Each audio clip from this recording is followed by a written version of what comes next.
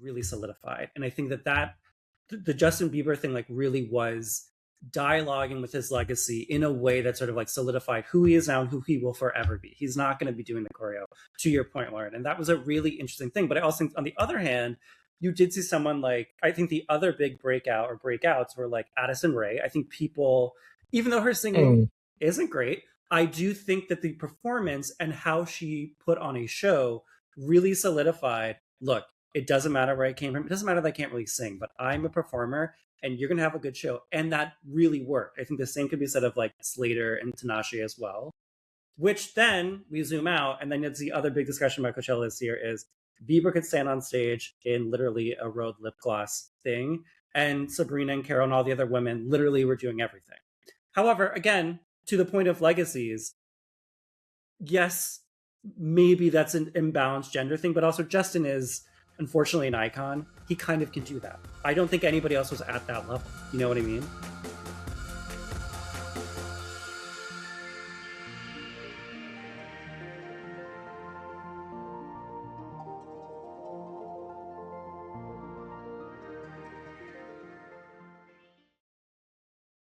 Hip Replacement, episode number 53.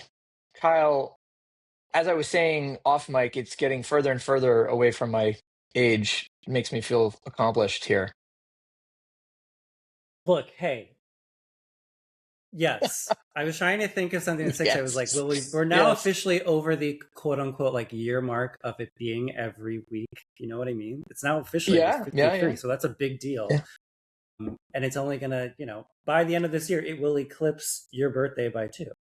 Well, I mean, I love that. And then, by the way, 53, I believe, is a prime number, which makes it then very appropriate. Really? We have a prime guest on today, our friend Lauren McCarthy. So, yeah, guys, sorry, I should say that again so you can hear me. I'm not laughing. Lauren McCarthy is here. She's the editor-in-chief of Nylon and joins us after a breakneck flight back from the Coachella Valley and Coachella Festival. So, Lauren, welcome. How are you? Wow, thank you. I don't know if this is too much baseball, but before I hopped on, they're like, how do you want me to intro you? And I, in my wildest dreams, couldn't have imagined that type of intro. So honored to be here. The prime number, no factors, no, oh man, divisors, just the one and only Lauren. Well, okay, so you just came back from Coachella. Yeah. Week one, for those who might be listening to this time shifted. You want to just give us a couple of hot takes or impressions? Because it seemed, my impression of it having been in Palm Springs is a little different than maybe what I heard from the media. Go for it. Totally. Yeah. So we were there. So Nylon does our big Nylon House Coachella party, or in the desert, on Friday night. So I was, Friday night, all hands on deck at our party. It was honestly, and I can say this as an impartial person as well, but it was a really fun one. We had Cat's Eye, who's on the latest issue. They're our cover stars of the latest issue. They came straight from their set. Whoa. I was kind of like, thanks for we got the picture. They were celebrating. They were having the best time. They were like, we're having a great time. They asked for champagne. They were celebrating. So that was so fun. So it was a really good party. We had a great time. We had great sponsors. It was a good one. We've been doing this for a number of years. Our events team, I take no credit of it. They are just fucking rock stars. It's insane. Next year, I'm making you come from Palm Springs. Bring your dad, but come to this party.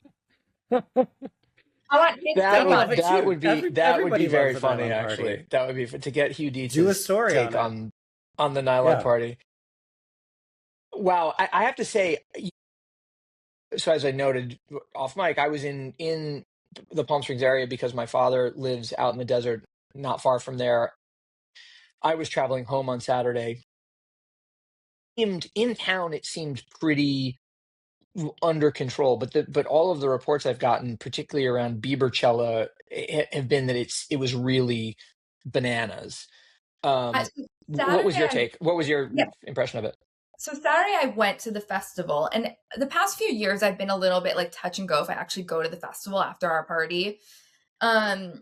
It's just a lot, and I'm in New York. I'm lucky enough I work for this music magazine. I can kind of like go to a lot of shows and I'm able to see people. So for me, it kind of like sometimes it's like, would I rather like go see that at MSG where I know my age is showing, but like sit and then go home afterwards and like not have to shower 4 times until the water runs clear. But last year I went to see Charlie XCX and just had like the best time. So a little bit of like the festivalness is like reignited in me. So this year with the Bieberchella of it all, it was like at a fever pitch that I've not seen Coachella like at in some time. Based on just ahead of time, it felt like, and I'm like, love Justin Bieber in theory, you know, I'm not, he was a little, you know, I was more in like the Jonas Brothers and he was in like, you know, a little bit under that. So he was never like my like celeb crush, but I get it, like love the hits, but it felt like this was a cultural moment. Like it really felt like I was lucky enough to be there when Beyonce did Homecoming. And it really felt leading up to it, like if you're not there, you're going to miss something that we're going to be talking about for years. Wow. Interesting. And at the actual festival, it was, I've never seen the crowd so big. And I gotta say, and I was a little bit like, again, like kind of just like, I'm here for the ride. I want to be able to say I saw him. I thought he did great. And I say that as someone who really has no huge stake in this game, but he looked good. He sounded good. And yeah, what did you guys think from the outside? Kyle, please chime in. I mean, look, if I'm judging by my feeds, a few things, like granted, you're talking about the feeds of like, you know, a gay guy in his like late 30s. So like the person who broke out of the 3 nights was Sabrina Carpenter for sure. Like she, to me, my feeds were most lit up by that, but again, bias. Then Justin Bieber, I did not hear anything from poor Carol G, but that also is like assuming also very regional as well, which I am not getting a lot of South America on my feed, sadly. But the things about Justin Bieber, there were 2 things, is that like, one, I didn't get anything except like, he's literally watching YouTube. That was the big takeaway that I think people online got, was like, so he just did YouTube. There was no big like performance clip coming out of it. And granted, for all 3, actually, there was no big performance clip coming out of it. Because last year, like Gaga was like, look at this. That didn't really happen this year. And that I thought was really interesting because, you know, going into it, Coachella is such like an interesting thing to me in the sense that a lot of people are like, is it like chalked to like, again, like show my age in like a word I don't even know if I'm using right. You're as from what the kids have told us previously, you are using it correctly. Right. So yeah, there you go. But like, is it like a little passe? You know what I mean? And it's interesting that Coachella, I think in the past was all about, again, like these like moments that like, I feel like the artists have a pressure on them to create a moment. And so I thought Sabrina was really interesting in the sense that, you know, she's been doing this tour in some sense of it for the past 2 years, essentially.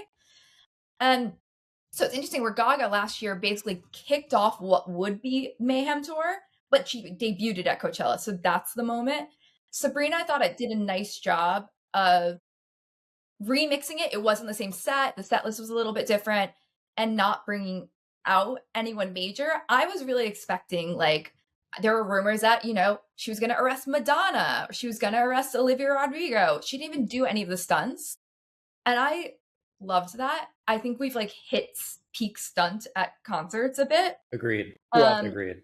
Well, and Bieber's performance would suggest that in fact the pendulum has started to swing very much in the other direction, which is that not only doing the stunt thing is kind of cooked, but also that we are now getting into the meta, no pun intended. Well, I was on YouTube, so I guess it's not a meta company. Anyway, the point is we're now getting more into the meta narratives around it, where he's spending a bunch of time like surfing, almost like is it Lias? How do you say that guy's name? The Parisian fashion show watcher. Yeah. Lias. Yeah. It's almost like Lias, like watch this with me type energy. And when I full disclosure, haven't watched any of it, but what I have read in sort of critique or praise of it was essentially down to generational lines. It was people who were a little older and maybe a little bit closer to my way of looking at things, which is a little bit like, this seems kind of lazy, to people who are just like, no, that was it. Like he is us. He's doing the thing we do. He's us, kind of thing.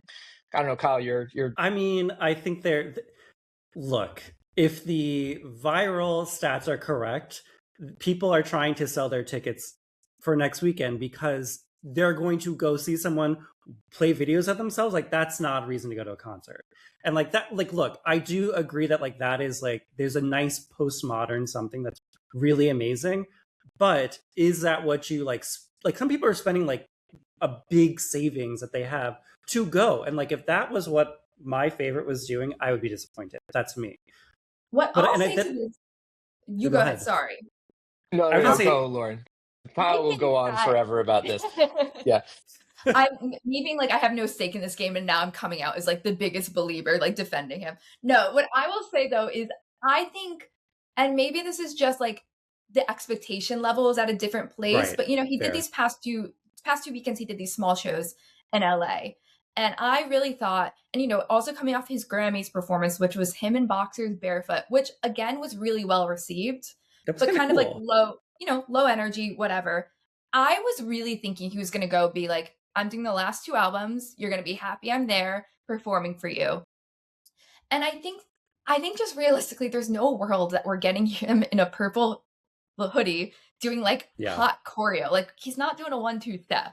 So I think the fact that he even dedicated even 5 songs to like his old discography, to me, it felt like a nice way of marrying kind of like, I'm going to play the hits and some nostalgia, but it's also still felt quite true to like who he is. It didn't feel like total fan play. It felt at least like this makes sense in the set, even if that's not what you wanted from the set, if that's what you wanted coming for the hits. Let me ask you, truthful to me.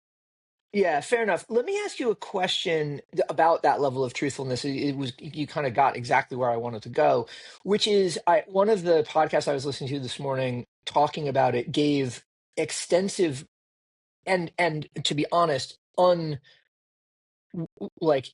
not necessarily backed up with any degree of fact, but gave a lot of credit to the creative director. The quote was essentially like, whatever creative director came up with this strategy deserves a bonus or a raise or whatever it is. and it's interesting to me because I wonder to what extent you two think this was actually his decision, or whether it's like too important, so on and so to leave like a postmodern choice like this to the artist.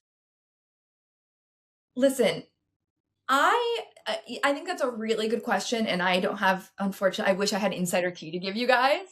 But so that's a good point. If there's someone on his team being like, hey man, you do need to play some of the hits.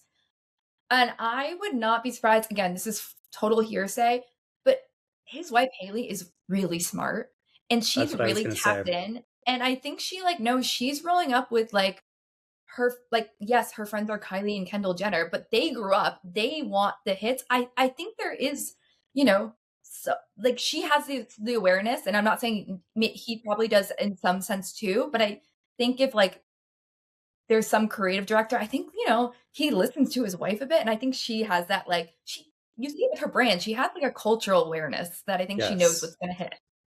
Because that is something like to the point of a creative director, like, sure, this might be the Bieber creative director who sort of like led it, but like, I think there are multiple things at play here. Number one, I do think when you look at it as a product, and even in ways the swag rollout, which I don't think was great, but it does seem like a sort of like road subtweet. Like, it is sort of like she is now the power broker in the relationship, and like he is now an extension of her and of Rode. And like, even when you look at the stage, the color and the way that it sort of was designed, that really does read more Rode than Bieber, because Bieber doesn't have an image outside of himself.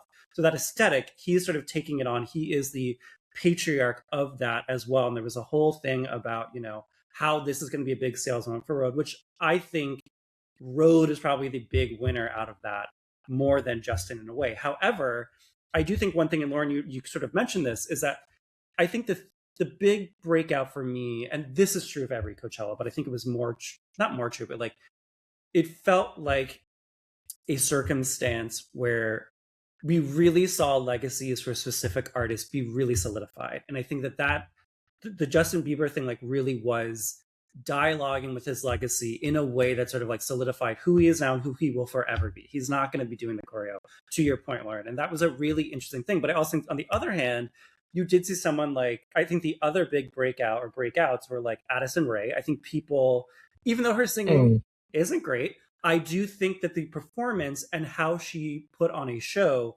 really solidified, look, it doesn't matter where I came from. It doesn't matter that I can't really sing, but I'm a performer and you're going to have a good show. And that really worked. I think the same could be said of like Slater and Tinashe as well, which then we zoom out. And then it's the other big discussion about Coachella this year is Bieber could stand on stage in literally a Rhode lip gloss thing. And Sabrina and Carol and all the other women literally were doing everything. However, again, to the point of legacies, yes, maybe that's an imbalanced gender thing, but also Justin is unfortunately an icon. He kind of can do that. I don't think anybody else was at that level. You know what I mean? No. Not to say that it was a little lazy, but... No, totally. But then, you know, hours before him, we had Somber on. And, you know, he wasn't doing choreo, but he had some ballerinas on stage with him. And he's in a full Valentino leather suit with lace. So, you know, I think it was interesting. I tend to, you know, especially at Nylon and everything, and we'll get into, you know, this new Nylon Guys moment that we're having. But, you know, I listen to a lot of female musicians, but it was interesting. Like Saturday, I roll up and it was like, I saw Addison, but then I went to see Somber, then The Strokes, and then Justin. And it was like really interesting. 3 very different like types of male performers. Yeah. So it was like a real interesting seeing like what these guys were doing on stage, especially like it was a real interesting of like Somber is kind of, you know, this is the peak. He's here right now, you know? The Strokes are fucking legends. Like the best set of the day, in my opinion. Again, also people who interesting. Just kind of like, I was like, I'm so curious. I mean, like, yeah, I want to hear more about the Strokes. Well, because I mean, the Strokes have never been known for pyrotechnic performances, so I'm also interested to know why that was the best. Why was the best for you? Again, I think it's just because like you got a really good Stroke show, and I really liked that, and I think that was kind of like a through line of the weekend, like we were talking about, is you kind of didn't get like Coachella performances from everyone. You kind of got like just a really good performance. There weren't a lot of special guests. If there were special guests, I think they made sense. Like even on Justin, it's all people just get songs with. There weren't like stunts. And so the Strokes, you just got like a really fucking good Stroke show. And like they still sound amazing. What I thought they were great about, and you know, ties into Justin a little bit, is like they have a new album coming out this summer and they played 2 new songs off of it, but they played the hits. And they didn't seem pissed to be playing the hits, which I think you get for a lot of these like legacy bands. Like I think they like fucking know that they haven't the horseshoe hasn't come back around for them where they're stoked to play the songs again. Like the bands that I grew up with that are now on tour again are like really excited that anybody cares, because that makes sense. But but the Strokes are still far enough in the horseshoe that it hasn't come around that way yet. I guess interesting that they did play the hits, because the new single in particular is, you know, not actively commercial. Sounds like The Void's a little bit. It's got the vocoder on it. Has, you know, it has some anti-commercial moments, and so you could sort of imagine them digging in their heels a little bit and going like, all right, nothing from the first record. We're just going to play the stuff nobody knows, kind of thing. Did Julian go on like multiple rants joking about like us having to enlist in the draft? Like, yes, he had like his moments of like, hey, okay, big topic in my household. So I'm glad to hear that. I'm glad. Like, well, and that I think is interesting. And actually, let's use that as a jumping off point. You touched on Somber, who is on the cover of Nylon Guys, which is this new imprint that you have resuscitated. Within, because how long was Nylon Guys dormant? So Nylon Guys was you know, Nylon has been around for, we're now in the 27th year. We had 25 2 years ago. And Guys came around a few years after Nylon, and it was also like its full print magazine for a while. It hasn't since Bustle Digital Group acquired Nylon in 2019. It hasn't, wasn't around during that. But I think to the point, so we've really been kind of like re-solidifying of what Nylon is and what it is to me as someone who was a avid Nylon reader. The reason why I got into journalism in the first place is because I would be able to like pick up a Nylon and like Karen O was on the cover, and it was really cool to be able to see like someone who I thought was like alternative, but also then read like a feature about Chanel inside. And so we really, brought it back to like Cat's Eyes on our cover right now. We just had Olivia Dean. It's really about getting these cool people. And I think talking like what we've realized, especially in the last year and a half or so, is going back to like me seeing all these male fronted musicians on Saturday. There seems to be having this really, you had Geese also performed on Saturday. Stage was too far. I couldn't make it. But, like Cameron Winter is kind of like the new it guy who's in this world. And so that's why it really felt like this moment to bring back Nylon Guys, because we really do so much with these it girls. But I'm noticing like more and more when we talk about who to put on the cover, guys would come up. So it was kind of like the perfect time to bring back Nylon Guys.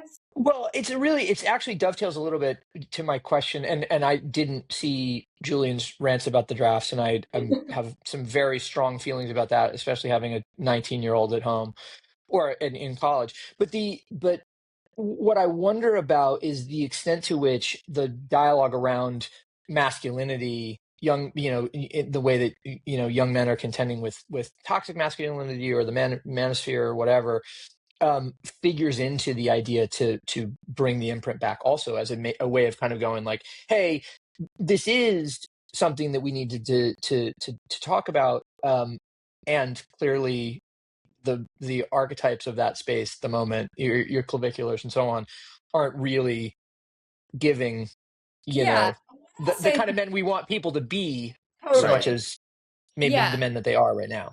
So I think in terms of like when we think about Nylon Guys, especially in talent, and I think across Nylon and Nylon Guys, is most of what we do is like talent based. It's a lot of like, like most of our stories about cool new people that we want to like highlight. And that's not just celebrities. It's, cool stylists, cool designers, things like that is how we're like viewing things. And one thing I just think there's like a lot of snark on the internet. I think we've actually moved past it quite a bit, but I think for a while, especially in like the women's fashion lifestyle space, it was like really cool to be snarky and stuff like that. Yeah. And for me, like, again, having grown up reading Nylon, and I feel like I really like have it ingrained in me, is Nylon's always about just kind of like championing things that you think are cool. And so that's how I kind of view who we feature and stuff like that. So, we're never picking people because we know they're going to get clicks, if that makes sense. Where I think sometimes, you'll see other, and that's totally other magazines' MO, and like, and I'm reading those stories. Like, it's not like I don't want that. I just don't think that's Nylon's duty in this whole magazine game. So when it comes to Nylon Guys, I am not focusing perhaps on who's the most controversial and stuff like that. It's really kind of like, I always say like a perfect Nylon star is like, who would you want to like grab a beer with? And that goes across the board. Yeah. So when we think about Nylon Guys, like, I think like part of the reason why like it felt right was like, like Role Model and Harry Styles and all these guys who feel quite like comfortable in their own skin, I think is like kind of like where we're at in terms of like who we're focusing on, is like they feel actually like, so Somber, the reason why we kind of went with him is he has this like old school rock star vibe to him, but then it's like also like, and I think he'd admit this, quite like corny online, like he's like interesting, but in a way that he's owning. So you kind of like I really like that about him. It feels like someone who they really kind of know who they are and what their style is, and kind of like what their MO is kind of where we're focusing around. And that's when we want to like highlight someone. Well, it does. I mean, to me, and Kyle, I'd love you to weigh in on this, but it feels like, speaking of pendulum swinging, if one of your dominant discussions is all around how do you make everything perfect, aka planned, aka contrived, what is the natural sort of counterpoint to that? And you know, it feels like unforced, unflappable, Yeah. just sort of, you know, effortless, right? Totally. I think like even when we come to like when we go to style covers, we kind of want my thing is like just they just want to look like a slightly more polished, cool version of themselves, but we're not really in the game of like transforming someone. It's really kind of about like celebrating who they are at their core. So that's why we're picking people that you feel good about celebrating. Right. And looking at the like first sort of rollout of stories too, I think like it's, to me at least, looking at this stuff, and like, you know, as someone who was a sort of like Nylon guy at one point, I feel like now you guys are stepping into a really good space, because obviously there's GQ, and then like what else? There's also like Heisen and all these are like very online things that sometimes go offline, et cetera, et cetera. But like GQ is the go-to, and GQ does a good job, sure, but like GQ is also like for men in their 30s, 40s and up, I would say. There's a cap, obviously, but like I don't think that is like, some young men get into it, but it's not a young men's magazine, I don't think. Same with Esquire. Like young men might read it, but like it never spoke to me when I was in my 20s or teens. But I do think looking at what you guys are doing with Nylon Guys, it does seem like, you know, maybe this is going to change. But to the point of what Ben is talking about, is like there aren't the sort of like deep dives on like, what does it mean to be a man today? Who gives a shit? It's like, this is how you sort of like can walk in the footsteps of these people who you want to get a beer with. This is what your favorite stylist is wearing. This is the perfumes or scents to wear. Just smell like so-and-so. Like, it's sort of like the making of the modern man or modern young man. Because I think like GQ might be the modern man. I don't know. But like Nylon Guys definitely feels young men of a certain age. Like, even I didn't feel like old looking at it, but I was like, this is definitely... I'm so glad, because I didn't either. So. Yeah, I was like, I get all this, but I can also tell like this... I know like people who are like maybe 10 years younger who would die over this. I love it too, but I know that like I am not in the center of the bullseye, and that's okay. It's totally same. And I feel like in the last few years, I feel like I was always, you know, coming up in magazines, I always felt very like, I know everyone before everyone else, like blah, blah. And now I'm in meetings and my staff is like, I love this musician. And I'm kind of like, oh, never heard of that. But that's why I'm like, I'm in a good place because I have the right people. Yeah. Yes. Yeah, and it is like that. So for Nylon Guys, and again, this Nylon Guys extension comes from us kind of realizing that with Nylon, everything kind of centers around this idea of an it girl, and that's kind of like our bread and butter. So that's yes, again, the talent we're featuring, but it's also who are they, where are they going, who are they hanging out with? That's the type of thing. Once I kind of clicked into that was a really easy way to orbit and kind of like hone in on what Nylon is. And so for Nylon Guys, it's the same thing with kind of like the cool dudes that like you see, and I don't want to say Dime Square, but Dime Square, like it's like who are they getting shopping tips from, or get shopping tips from them? You know, like a story we have cooking up for the summer exclusive is kind of like it comes from just staff meetings of like my deputy editor being like, oh yeah, my barista like is like this like also in this really cool band. So it's about like these like hot bartenders and stuff like that who also are doing these like really cool creative things, and like incredible. It's as easy as like, great, let's shoot a picture of them and we have this cool lookbook that feels kind of like very old school, but also very new and modern. So Lauren, I had a question about it. I was listening to Amanda Stern, the former Wall Street Journal tech reporter who has now branched out on her own and has a book about living for a year with AI. She was interviewed on the Mixed Signals, the Substack media the Semaphore media podcast. And she was talking about how she thinks certain writers should come up through particular organizations, right? This is essentially because the chatbot told her you should quit the journal and go do your own thing, right? Which is not advice that any person would have given her. Yeah. And what I wonder about, as I was listening to it, I was thinking, I wonder to what extent Lauren feels a responsibility to, similarly as you find and showcase that upcoming talent, to find and showcase and nurture and showcase young editorial talent, right? Like where the next writer comes from, where the next photographer comes from, where the next videographer, interviewer, talent, or, like on-screen talent, movie media talent comes from. Talk a little bit about that, because I think it's a very right now sort of challenge. Yeah, I think, well, when you're saying about like how people should come up, I started at Women's Wear Daily, which at the time was a daily newspaper. And I also, I was an assistant there, but then I started doing some party reporting. And that I think was like the best way to cut my teeth into things, because you're just in a situation where you're trained to just kind of like, honestly, like eavesdrop and kind of be like, what's the story here? And so something I've taken through that, and I say this in every time I interview someone, or or I'm looking for a new writer or photographer or anything, is it's someone who has an eye for something that, and I think this is just what makes a good reporter, journalist, whether it's photographer or anything, is being able to see a story in something that I think other people won't. And I think that's what sets journalists apart from readers, perhaps, is so it's someone who can be out at, again, a bar, walking around and be able to be like, weirdly, everyone was wearing cow print. This is a lame example, and this is not a pitch I would take, but you know what I mean? Well, I've been going out lately and I've been realizing like this one type of techno beat that stems from this subculture genre is happening. That's what I'm kind of looking for.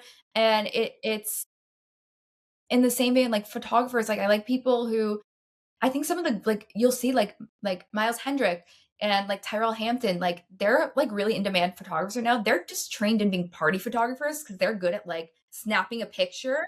And I'll see 1,000 pictures of what the step and repeat, but I want to know like who was like Kylie Jenner talking to in this weird corner, or like why was like Phoebe Bridgers over there talking to whoever, it's like those moments. And I think it's those like little moments that otherwise, even Coachella this weekend, to give you an example, I had some of my team out there and they were like, do you want us to get videos of like performances as we're watching for Instagram and stuff like that?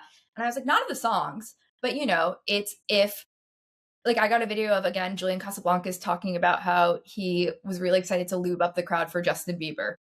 It's those moments where you really have to kind of be live, or is it like you're seeing X celebrity in the crowd dancing to Addison Rae? It's those moments. So I think that's in terms of, I implement that in my team. And so that's kind of a thing that like I think is important to nurture in young people coming up, is like reminding them that there are stories and ways that you wouldn't find. And I think that hunger is still out there. And so that's what makes me feel good about things.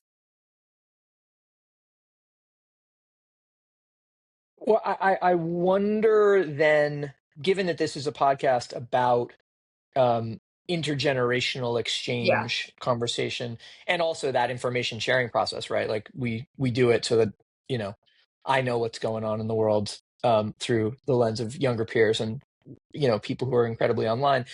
To what extent do you feel like that needs to come from the young?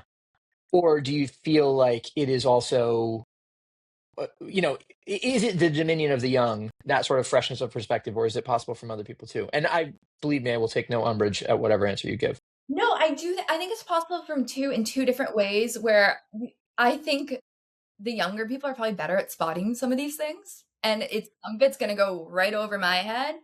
But then I think some ways, I think sometimes they can get also a little too caught up in things looking really polished, especially if you're talking social media.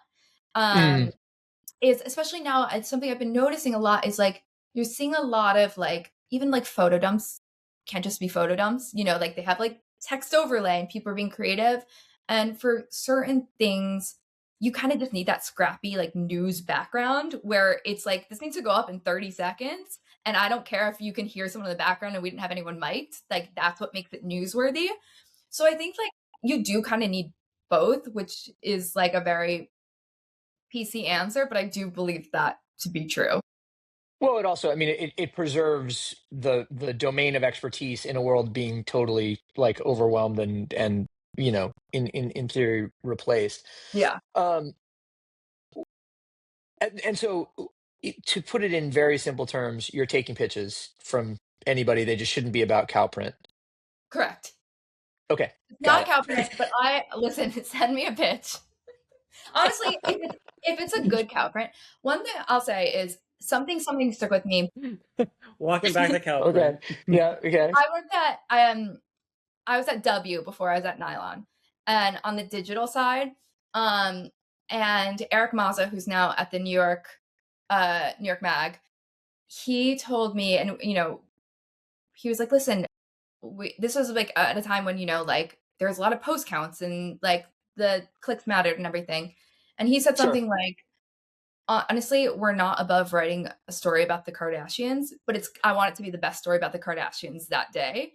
And that's something that's really stuck with me, is it's kind of like, it doesn't need to be reinventing the wheel always, but it should at least have some original idea or spark or something to it. And that's kind of something that I look for in pitches. I mean, that's like classic sort of like writing advice or creative advice in general. Cause like there was, 100%. When I was getting started, I was like, who the fuck wants to read this thing? There's a million things about this, and my partner, I would not be writing if it wasn't for him being like, no, but I want to hear like your take on this. People want to hear your opinion on this. And that's a slightly different thing, but like that is where it comes from. It's like your point of view on that is exactly what makes it special. Anybody can write.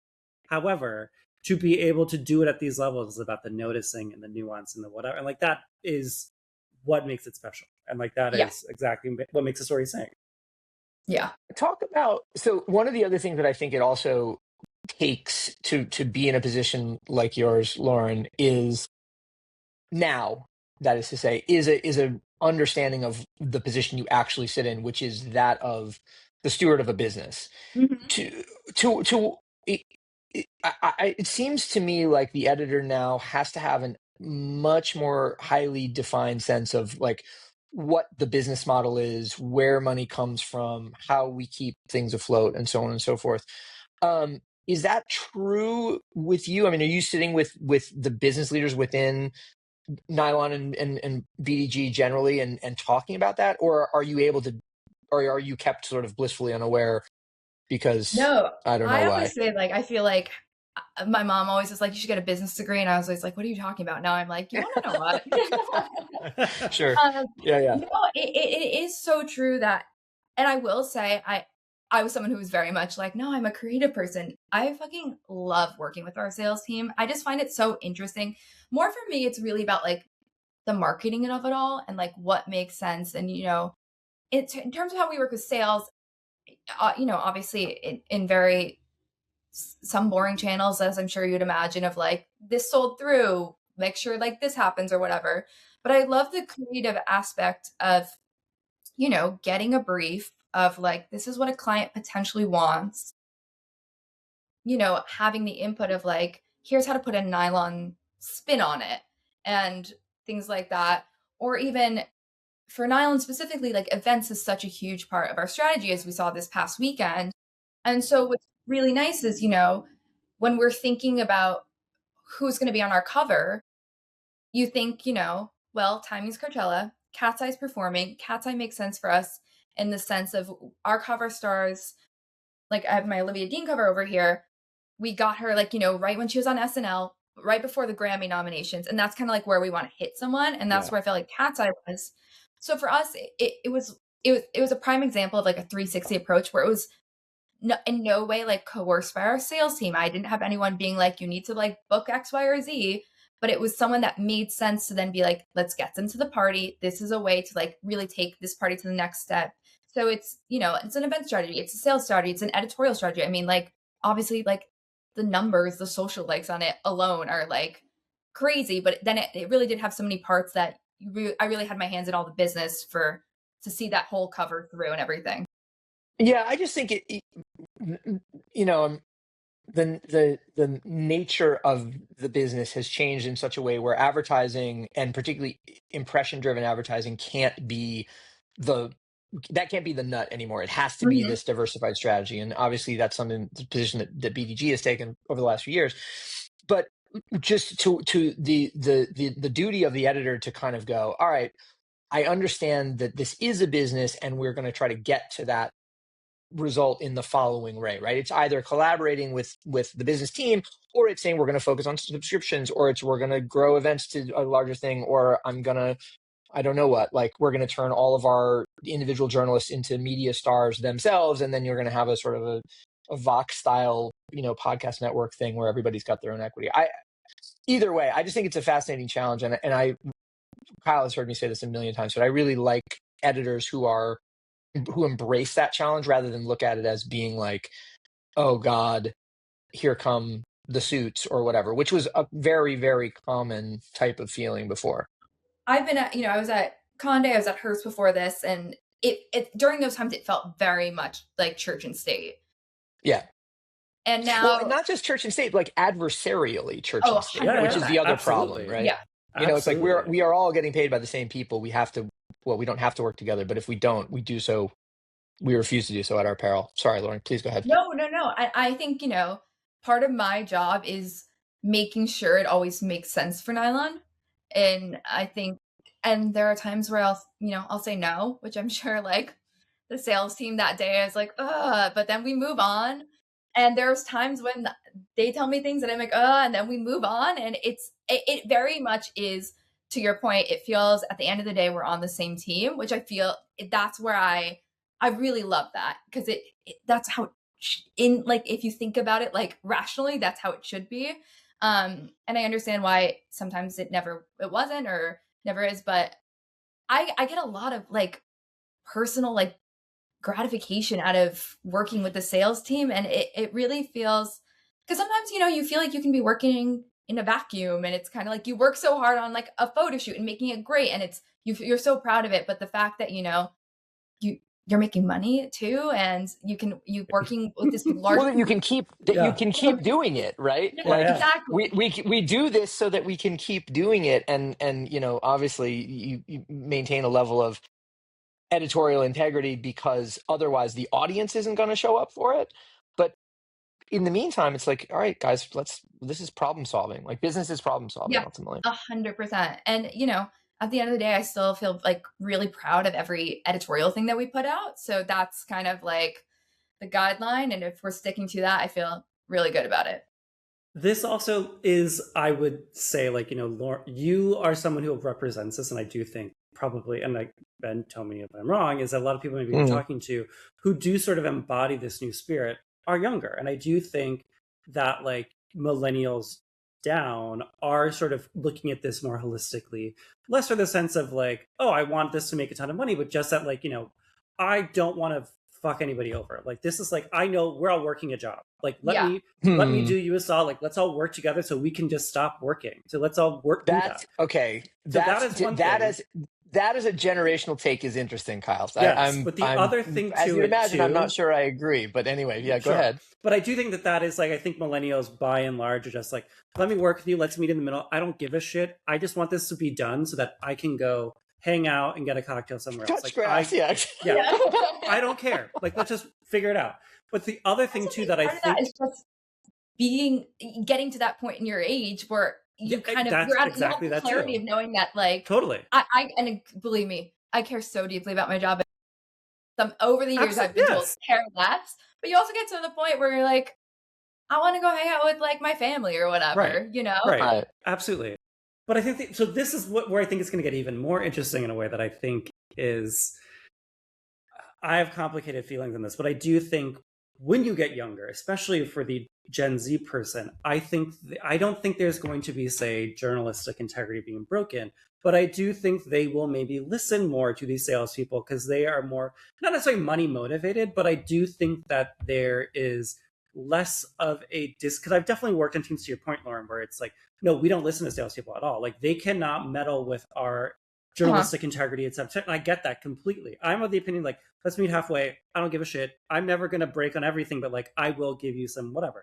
But I do think, a generational thing to this too, is I think younger people are just like, well, what's going to make the money? Like, what is like, and it's not a selling out thing. It's just like, it is looking at this through a lens of sales. And I think that's just from being like, the camera's always on this, like that sort of thing. I think there is something baked into the everything is a product that I do. And to that, it's like, that's always going to lend itself to a sales team. Okay, so this is going to sound like a contrarian take for me, especially as the sales guy in the room, so to speak. But I think, I mean, to my mind, everything does not have to be oriented around sales. In fact, it's better if it's not. It's just more that somebody in Lauren's seat, you have to be conscious of the business model. And it's like, if the business model is that we don't pay attention to sales, fine, but go make money some other way. It has to propel dollars some other way. The New Yorker is a fantastic example of this, right? It's like, it's not advertising, it's subscription. Anyway, my question, Lauren, is like, to what extent you have to be a corrective in that dynamic to say, hey guys, hold on a second, that's too much. Like, the audience is going to call bullshit on that. Yeah, I mean, it's not an everyday thing. It's probably like but you know, these are coming from, I am that person because I'm so in the thick of Nylon, you know? I kind of like 9 to 5 and 5 plus plus plus, you know, I'm living, I'm breathing it. Yes. I kind of like, you know, I've been at Nylon for almost 7 years now. There's something that I very easily can just be like, Nylon person, not a Nylon person. That makes sense for us. This doesn't make sense for us. And, you know, I consume a lot of other magazines, and and what I think is great and probably a very good sign of like the state of media right now is I'm able to also be like, that could be Nylon, but it actually makes more sense for ID or something like that. Or, you know, so, and I think it's great that, and I think that's also like a great skill of marketing, that you can kind of like be able to say what something is per magazine. So all that to say is, for me, if something comes by, it's very easy for me to like be able to be like, that's not right. And sometimes I'll get pushback, sure. And sometimes they'll convince me, and, you know, and they'll have another point of view that I wasn't even thinking about. And I love that, because then I'm like, you want to know? Great. Let me take a step back and rethink about something. Also, like, just some things are outside of like I don't know a ton about sports. So sometimes, you know, like, you know, the thought of like putting an athlete on the cover of Nylon Guys, I'm like, what are you talking about? And then someone's like, but they're so hot and they have so many, you know, like, they're in the zeitgeist, and it's just not my zeitgeist at that moment, but it makes sense, you know? Like, what is the actual like feasibility of an athlete being? I mean, maybe there will be one soon. I don't know, but like, that to me, like, look, hey, you are obviously more Nylon than I am, but like, yeah, I feel like the athlete thing is like, yeah, I cannot imagine that in the universe. I could see it in a story, but not on the cover. You know what I mean? Totally, so like, and but it's an interesting thought starter, I think. Yeah, no, sorry. Well, and I'm interrupting both of you. Just like Yamina Lamal, right? The Spanish footballer, right, is young, super zeitgeisty, one of the greatest of his generation, certainly, and maybe of all time, is actively interested in all of these pop culture things. Doesn't seem like a robot a la Leo Messi, bless him, right, etc. It's like, you could imagine somebody like that, even though he doesn't necessarily fit into the lineage of somber, next, you know, Cat's Eye, etc. He is in dialogue with the culture in a way that you could imagine it. So, and I think if we were to consider an athlete, it's not going to be someone in the same way when we think about a musician, we're not going to necessarily put someone on that you don't know anything about, that you know their name, you know one of their songs, but you don't know any, like, going back to that whole like wanting to get a beer with them, you kind of like think they're going to be a fun hang and stuff like that. So it would have to be, you know, if we did an athlete, it's going to be someone who feels in the Nylon world, you know. It's like, here's the it guy and everyone's obsessed with him, and he hangs out with like the people in our crew type of thing, is how you kind of think about it. Yeah, that's a great metric. And it's funny, one of the companies that I consult with talks a lot about the idea of who a brand goes to dinner with is like such a key indicator, and it feels more and more like that associative circle, real associative circle, not contrived associative circle, or, you know, like engineered associative circle, is going to be the meter by which people judge, absolutely, you know, validity and value. Lauren, tell us what else we should be paying attention to from Nylon as we finish up here. Obviously, we know main title Nylon. We know Nylon Guys recently launched. You talked a little bit about Nylon House, which is like a kind of a, for instance, custom pub that happens around some of the events. Are there other things, other developments that you're stoked on, or that you can reveal to hip replacement listeners for the first time? Like every other magazine, we're really thinking about video a lot. And what we're doing, we recently at Coachella, we used to do a thing called Nylon TV, we being Nylon before my time. And it was kind of like just like rogue, like kind of like give someone a mic with the Nylon logo on it and send them backstage or whatever. So we filmed an episode at Coachella, and we're going to like edit it and see how it comes out. But what's fun about Nylon is like you can kind of experiment a bit and like get a little scrappy. So it's also just like us thinking of like, what does a hero TV show look like for Nylon?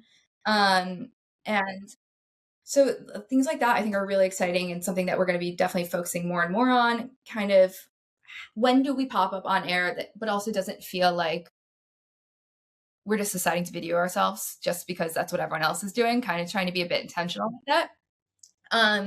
So we have that coming up, and that'll be kind of like a continuing focus for us. And one thing I'm really, really proud of is this It Girl franchise that we have. Like I said, it's the center of our universe, but we've been doing it for 5.5, almost 6 years now, just a monthly It Girl. And I think if I had to like someone be like summarize Nylon, I'm like, just look at this. It's someone you're about to hear that's going to blow up. Their style is really cool. So we have some really fun ones coming up, and we have a really good July issue coming out. That's going to be very exciting. I'll come back. It is July historically not the issue that people pay the most attention to. So it's also interesting the way that the business has changed to some of the focal periods have shifted also. Interesting. Well, cool. As we wrap, Lauren, where other than at Nylon, of course, can the kids find you, or where else would you direct them to engage? Find me on Instagram at McCarthy Lauren. And if you have non-cow print pitches, you can send me an email at lauren@nylon.com. Don't make me regret sending that. Give you guys that email, but I welcome you all. No cow print pitches. Don't worry about it. You've opened the door to my father showing up to Coachella parties. So at the very least, we've got that. We're getting him there. We have the fish out of. You're going to get the fish out of water pitch for sure. All right. Well, Kyle, this has been Hip Replacement number 53 with Lauren McCarthy from Nylon. Any closing thoughts from you before we disappear into the... Go out and pick up a copy. It's a good one. Be seen with it. Like, that is like, look, talk about it something. Like, magazines are accessories to your vibe, to your soul. Go pick up a magazine. Pick up Nylon. Yeah. You guys read Nylon. Yeah. Sure. Awesome. All right. Well, Lauren, thanks. Kyle, thanks as always. We'll be back with another episode of Hip Replacement next week. And in the meantime, take care of yourselves, and we'll see you soon. Thanks, guys. Bye. Bye.